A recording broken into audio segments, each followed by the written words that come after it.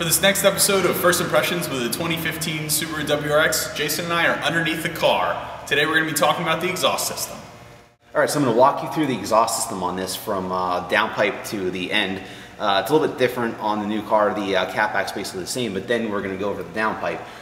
This comes out of the turbo here. I went over the downpipe, the first section in the previous video, which is a lot better than previous years. It's going to go through your first catalytic converter, turn, go to this joint. It comes down to the second part of the downpipe.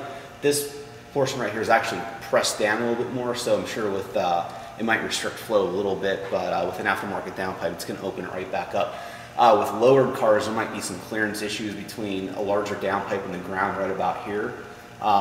It goes to a second catalytic converter. This is a cat, not a resonator. Comes down around the transmission. This bracket remains from previous years, so it holds the exhaust up, hasn't really changed from previous cars. There's a resonator right here. Anyone with a BRZ or has been underneath the BRZ knows that this resonator is basically the same. Removing it might help the sound a little bit or make it louder, but an aftermarket downpipe is going to remove it anyway. And then back to the same old donut gasket as every other Subaru.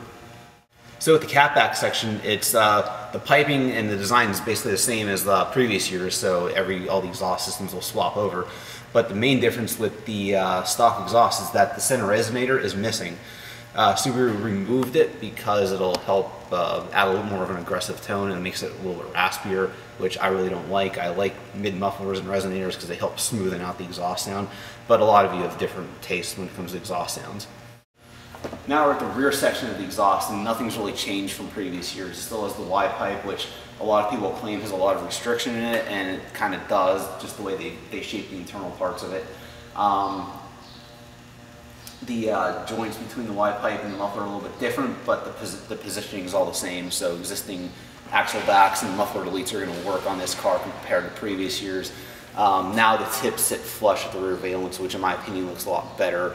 For a lot of cars that were burning oil, there's going to be no more brown stains all over the back of your bumper and underneath from the muffler sitting inside the bumper, so it's a lot better.